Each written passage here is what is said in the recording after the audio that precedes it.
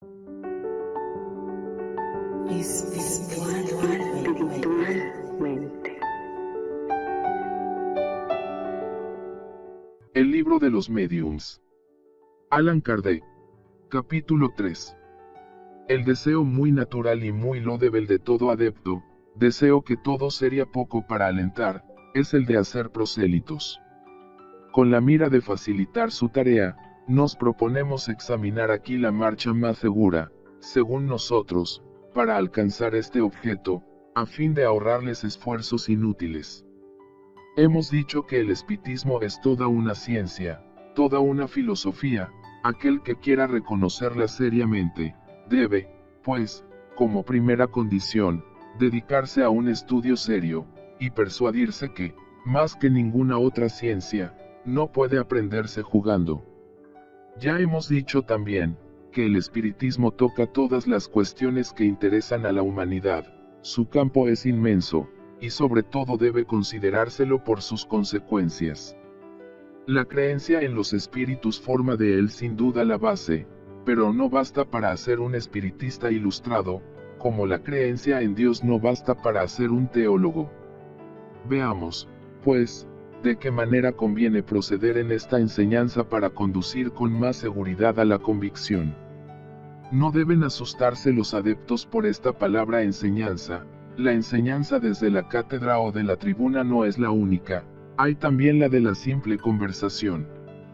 Toda persona que quiere persuadir a otra, ya por la vía de las explicaciones, ya por la de las experiencias, también enseña. Lo que nosotros deseamos, es que su trabajo dé fruto, y para esto creemos deber dar algunos consejos, de los cuales podrán igualmente aprovecharse aquellos que quieran instruirse por sí mismos. Aquí encontrarán el medio de llegar más pronto y con más seguridad al objeto.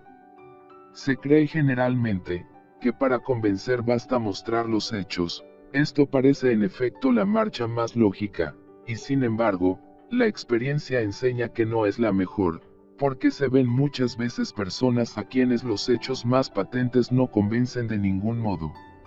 ¿En qué consiste? Esto es lo que nos proponemos demostrar. En el espiritismo, la cuestión de los espíritus es secundaria y consecutiva, no es el punto de partida, y aquí precisamente está el error en que se cae, y que muchas veces hace fracasar ante ciertas personas. Los espíritus no siendo otra cosa que las almas de los hombres, el verdadero punto de partida es la existencia del alma. Pero ¿cómo puede admitir el materialista que haya seres que vivan fuera del mundo material, cuando cree que él mismo no es sino materia? ¿Cómo puede creer en espíritus fuera de él, cuando no cree tener uno? En vano se acumularían a sus ojos las pruebas más palpables, pues las negaría todas, porque no admite el principio. Toda enseñanza metódica debe proceder de lo conocido a lo desconocido. Para el materialista lo conocido es la materia partid, pues, de la materia y procurad ante todo, haciéndosela observar, de convencerle que en él hay alguna cosa que escapa a las leyes de la materia. En una palabra, antes de hacerle espiritista, procurad hacerle espiritualista, pero para esto es necesario otro orden de hechos, una enseñanza enteramente especial, a la cual se debe proceder por otros medios, hablarle de los espíritus antes que esté convencido de tener un alma, es comenzar por donde debería acabar, porque no puede admitir la conclusión si no admite las premisas. Antes, pues, de emprender el convencer a un incrédulo, aun por los hechos, conviene asegurarse de su opinión con relación al alma, esto es, si cree en su existencia, en su supervivencia al cuerpo, en su individualidad después de la muerte. Si su contestación es negativa, sería trabajo perdido hablarle de los espíritus. He aquí la regla, no decimos nosotros que sea sin excepción, pero entonces es que hay probablemente otra causa que le hace menos refractario. Entre los materialistas, es menester distinguir dos clases. En la primera ponemos todos aquellos que lo son por sistema, entre estos no es la duda, es la negación absoluta, razonada a su manera. A sus ojos el hombre no es más que una máquina que marcha mientras está montada, que si descompone, y solo queda de ella después de la muerte el esqueleto. Su número es felizmente muy restringido, y no constituye, en ninguna parte, una escuela altamente reconocida. No tenemos necesidad de insistir sobre los deplorables efectos que resultarían para el orden social de la vulgarización de semejante doctrina. Nos hemos suficientemente extendido sobre este objeto en el Libro de los Espíritus, número 147 y conclusión párrafo 3. Cuando hemos dicho que la duda cesa entre los incrédulos en presencia de una explicación racional, es necesario cuando menos exceptuar de ellos a los materialistas, aquellos que niegan toda potencia y todo principio inteligente fuera de la materia. La mayor parte se obstinan en su opinión por orgullo, y creen que su amor propio está obligado a persistir. Persisten por y contra todas las pruebas contrarias, porque no quieren quedar debajo. Con estas gentes no hay nada que hacer. Tampoco es conveniente dejarse sorprender por el falso semblante de sinceridad de aquellos que dicen, hacedme ver y creeré. Los hay que son más francos y dicen claramente, vería y no creería. La segunda clase de materialistas, y de mucho la más numerosa, porque el verdadero materialismo es un sentimiento antinatural, comprende a aquellos que lo son por indiferencia, y se puede decir a falta de otra cosa mejor, no lo son con propósito deliberado, y su deseo es el de creer, porque la incertidumbre es para ellos un tormento. Hay en ellos una vaga aspiración hacia el porvenir, pero este porvenir se les ha presentado bajo unos colores que su razón no puede aceptar, de ahí la duda, y como consecuencia de la duda, la incredulidad. Entre estos la incredulidad no es, pues, un sistema, presentadles alguna cosa racional, y la aceptan con anhelo. Estos pueden comprendernos, porque están más cerca de nosotros de lo que ellos mismos creen. Con el primero no habléis ni de revelación, ni de ángeles, ni de paraíso, no os comprenderán, pero colocándoos sobre su terreno, probadle desde luego que las leyes de la fisiología son impotentes para dar razón de todo, lo demás vendrá enseguida. Otra cosa sucede cuando no se tiene opinión preconcebida, porque entonces la creencia no es absolutamente nula, es un germen latente, oculto y oprimido por malas hierbas, pero que una chispa puede reanimar. Es el ciego a quien se le vuelve la vista, y se llena de gozo cuando puede volver a ver la luz. Es el náufrago a quien se le echa una tabla de salvación. Al lado de los materialistas propiamente dichos, hay una tercera clase de incrédulos, que aunque espiritualistas, al menos de nombre, no son por eso menos refractarios. Estos son los incrédulos de mala voluntad. Les sabría mal el creer, porque esto alteraría su quietud en los goces materiales. Temen ver en ello la condenación de su ambición, de su egoísmo y de las vanidades humanas, de las que hacen sus delicias. Cierran los ojos para no ver y se tapan las orejas para no oír. No puede hacerse otra cosa sino compadecerles. No hablaremos sino de memoria, de una cuarta categoría que llamaremos la de los incrédulos interesados o de mala fe. Estos saben muy bien a qué atenerse sobre el espiritismo, pero, ostensiblemente, lo condenan por motivos de interés personal. Nada hay que decir y hacer con ellos. Si el materialista puro se engaña, hay al menos para él la excusa de la buena fe. Se le puede conducir, probándole su error. Este es ya un partido tomado contra el cual todos los argumentos vienen a estrellarse. El tiempo se encargará de abrirles los ojos y de mostrarles, puede ser a sus costas, dónde estaban sus verdaderos intereses, porque no pudiendo impedir que la verdad se propague, serán arrastrados por el torrente, y con ellos los intereses que creían salvarles. Hay una infinidad de grados, entre los cuales se pueden contar los incrédulos por pusilanimidad. El valor les vendrá cuando vean que los otros no se queman, los incrédulos por escrúpulo religioso. Un estudio ilustrado les enseñará que el espiritismo se apoya sobre las bases fundamentales de la religión, y que respeta todas las creencias, que uno de sus efectos es dar sentimientos religiosos a aquellos que no los tienen, y fortificarlos en los que están vacilantes.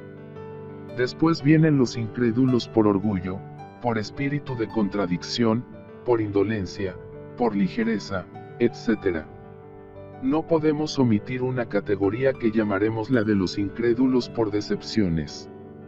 Comprende las personas que han pasado de una confianza exagerada a la incredulidad, porque han probado contrariedades, entonces desanimados, todo lo han abandonado, todo lo han desechado. Están en el caso de aquel que negaría la buena fe, porque habría sido engañado. Esto es también el resultado de un estudio incompleto del espiritismo, y de falta de experiencia. El que está sofisticado por los espíritus, generalmente es porque les pide lo que no pueden o no deben decir, o porque no está bastante ilustrado sobre la cosa para discernir la verdad de la impostura. Muchos, por otra parte, no ven en el espiritismo sino un nuevo medio de adivinación, y se imaginan que los espíritus son hechos para decir la buenaventura, pero los espíritus ligeros y burlones se presentan y se divierten a sus costas, así es que ellos anunciarán marido a las jóvenes solteras, a los ambiciosos, honores, herencias, tesoros ocultos, etc. De ahí muchas veces decepciones desagradables, pero de las cuales el hombre serio y prudente sabe siempre preservarse. Una clase muy numerosa, la mayor de todas, pero que no podría colocarse entre los opositores, es la de los que vacilan. Estos son generalmente espiritualistas por principio. Entre la mayor parte hay una vaga intuición de las ideas espiritistas, una aspiración hacia alguna cosa que no pueden definir, solo falta a sus pensamientos el ser coordinados y formulados. El espiritismo es para ellos como un rayo de luz, es la claridad que disipa la niebla, así es que lo acogen con ahínco, porque les libra de las angustias de la incertidumbre.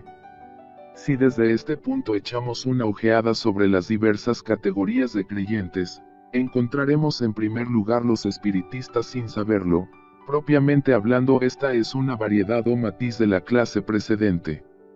Sin haber oído jamás hablar de la doctrina espiritista, tienen el sentimiento innato de los grandes principios que se deducen, y este sentimiento se refleja en ciertos pasajes de sus escritos y de sus discursos, a tal punto que oyéndoles se les creería completamente iniciados en él. Muchos de estos ejemplos se encuentran en los escritores sagrados y profanos, en los poetas, los oradores, los moralistas, y los filósofos antiguos y modernos. Entre los convencidos por medio de un estudio directo pueden distinguirse, primero los que creen pura y simplemente en las manifestaciones. El espiritismo es para ellos una simple ciencia de observación, una serie de hechos más o menos curiosos. A estos les llamaremos espiritistas experimentadores. Segundo, los que ven en el espiritismo otra cosa más que los hechos, comprenden la parte filosófica, admiran la moral que se deduce, pero no la practican. Su influencia sobre su carácter es insignificante o nula, nada cambian en sus costumbres, y no se privarían de un solo goce. El avaro es siempre miserable, el orgulloso siempre lleno de sí mismo, el envidiado y el celoso siempre hostiles. Para ellos la caridad cristiana solo es una bella máxima. Estos son los espiritistas imperfectos. Tercero, aquellos que no se contentan con admirar la moral espiritista, sino que la practican y aceptan con todas sus consecuencias. Convencidos que la existencia terrestre es una prueba pasajera, procuran sacar provecho de sus cortos instantes para marchar en el camino del progreso, el único que puede elevarles en la jerarquía del mundo de los espíritus, esforzándose en hacer el bien y en reprimir sus malas inclinaciones. Sus relaciones son siempre seguras, porque su convicción les aleja de todo mal pensamiento. En todas sus cosas la caridad es la regla de su conducta. Estos son los verdaderos espiritistas, o mejor dicho, los espiritistas cristianos. Cuarto, hay, en fin, los espiritistas exaltados. La especie humana sería perfecta si solo tomara siempre la parte buena de las cosas. En todo, la exageración es dañosa.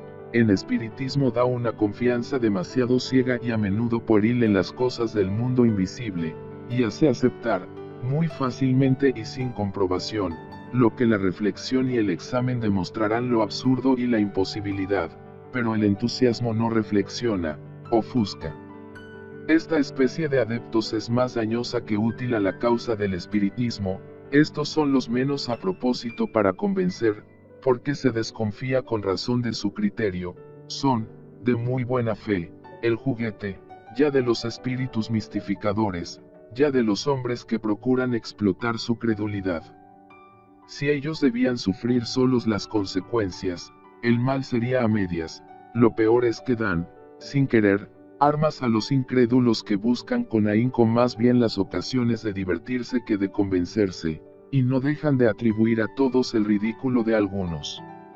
Ciertamente esto no es ni justo ni racional, pero ya se sabe, los adversarios del espiritismo solo reconocen su razón como la más elegida, y conocer a fondo aquello que hablan, es el menor de sus cuidados. Los medios de convicción varían extremadamente según los individuos. Lo que persuada a los unos, nada produce sobre los otros, tal se convence por ciertas manifestaciones materiales, tal por comunicaciones inteligentes, y el mayor número por el razonamiento. Aún podemos añadir que para la mayor parte de aquellos que no están preparados por el razonamiento, los fenómenos materiales son de poco peso. Cuanto más extraordinarios son estos fenómenos y más se separan de las leyes conocidas, más oposición encuentran, por una razón muy sencilla, y es que conduce naturalmente a dudar de una cosa que no tiene una sanción racional. Cada uno la mira desde su punto de vista y se la explica a su manera. El materialista ve en ella una causa puramente física o una superchería, el ignorante y el supersticioso, una causa diabólica o sobrenatural, mientras que una explicación previa tiene por efecto destruir las ideas preconcebidas, y demostrar, si no la realidad, al menos la posibilidad de la cosa. Se la comprende antes de haberla visto, pues desde el momento que se reconoce la posibilidad, la convicción está hecha en 3/4 partes. Es útil tratar de convencer a un incrédulo obstinado. Hemos dicho que esto depende de las causas y de la naturaleza de su incredulidad. A menudo la insistencia que se pone en persuadirle le hace creer en su importancia personal, y es una razón para que se obstine más. Aquel que no se convence ni por el raciocinio ni por los hechos, es porque debe sufrir aún la prueba de la incredulidad. Es menester dejar a la providencia el cuidado de conducirle por circunstancias más favorables. Bastantes son los que desean ver la luz para que no se pierda el tiempo con los que la rechazan. Dirigíos, pues, a los hombres de buena voluntad, cuyo número es más grande de lo que se cree, y su ejemplo multiplicándose vencerá más resistencias que las palabras. El verdadero espiritista no faltará nunca en practicar el bien, aliviar corazones afligidos, dar consuelo, calmar desesperaciones, obrar reformas morales. Ahí está su misión, en esto encontrará también su verdadera satisfacción. El espiritismo está en el aire, se extiende por la fuerza de las cosas y porque hace dichosos a aquellos que lo profesan. Cuando sus adversarios sistemáticos le oigan resonar a su alrededor, entre sus mismos amigos, comprenderán su aislamiento, y se verán obligados a callarse o a rendirse.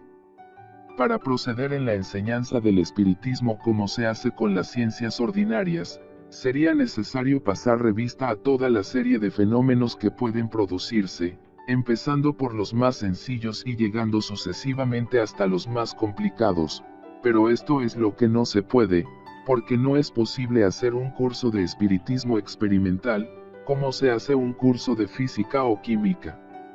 En las ciencias naturales se opera sobre la materia bruta, que se manipula a gusto y se está casi siempre cierto de poder regularizar los efectos. En el espiritismo tiene uno que habérselas con inteligencias libres, y nos prueban a cada instante que no están sometidas a nuestros caprichos. Es menester, pues, observar, esperar los resultados, aprovechar las ocasiones. Decimos además, con toda convicción que el que se lisonjeare en obtenerlas por su voluntad, no puede ser más que un ignorante o un impostor, porque el verdadero espiritismo no se pondrá en espectáculo ni se mostrará jamás en escena. Tiene también algo de ilógico el creer que los espíritus vengan a ser examinados y someterse a la investigación como objetos de curiosidad. Los fenómenos pueden, pues, faltar cuando se tiene necesidad de ellos, o presentarse en otro orden que el que se desea. Añadamos también que para obtenerlos son necesarias personas dotadas de facultades especiales, y estas facultades varían hasta el infinito, según la aptitud de los individuos. Luego, como es extremadamente raro que una persona tenga todas las aptitudes, es una dificultad de más, porque sería menester siempre tener a la mano una verdadera colección de mediums, lo que no es posible. El medio de obviar este inconveniente es muy sencillo, es el de empezar por la teoría.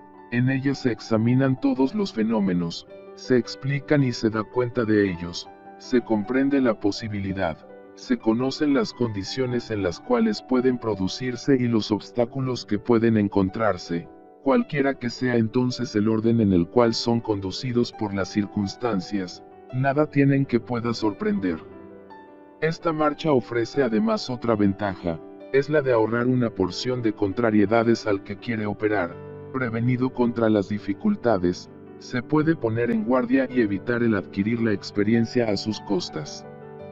Desde que nos ocupamos de espiritismo, no sería difícil manifestar el número de personas que han venido a nosotros, y entre estas, cuántas hemos visto que habían permanecido indiferentes e incrédulas en presencia de los hechos más patentes, y que más tarde se han convencido por una explicación razonada, cuántas otras han sido predispuestas a la convicción por el razonamiento, cuántas, en fin, han sido persuadidas sin haber visto nada sino únicamente porque comprendieron. Hablamos, pues, por experiencia, y por lo que decimos, creemos que el mejor método de enseñanza espiritista, es el de dirigirse a la razón antes que a los ojos. Este es el que seguimos en nuestras lecciones, y tenemos motivo para quedar satisfechos. El estudio previo de la teoría, tiene otra ventaja, es la de mostrar inmediatamente la grandeza del objeto y el alcance de esta ciencia. Aquel que debuta viendo girar o golpear una mesa, está más inclinado a la burla, porque difícilmente cree que de una mesa pueda salir una doctrina regeneradora de la humanidad. Hemos mencionado siempre que aquellos que creen antes de haber visto, solo porque han leído y comprendido, lejos de ser superficiales son al contrario los que más reflexionan, adhiriéndose más al fondo que a la forma. Para ellos la parte filosófica es la principal, los fenómenos propiamente dichos, son el accesorio, y dicen que aun cuando los fenómenos no existieron, no dejaría de quedar una filosofía, que sola resuelve problemas insalvables hasta el día, que sola da al pasado del hombre y de su porvenir la teoría más racional, pues prefieren una doctrina que explica, a las que no explican o explican mal. El que reflexiona comprende muy bien, que se podría hacer abstracción de las manifestaciones y que por eso no subsistiría menos la doctrina. Las manifestaciones vienen a corroborarla, a confirmarla, pero no son la base esencial. El observador formal no las rechaza, al contrario, espera las circunstancias favorables que le permitirán ser testigo. La prueba de lo que avanzamos, es que antes de haber oído hablar de las manifestaciones, muchas personas tenían la intuición de esta doctrina, que no ha hecho sino dar un cuerpo, un conjunto a sus ideas.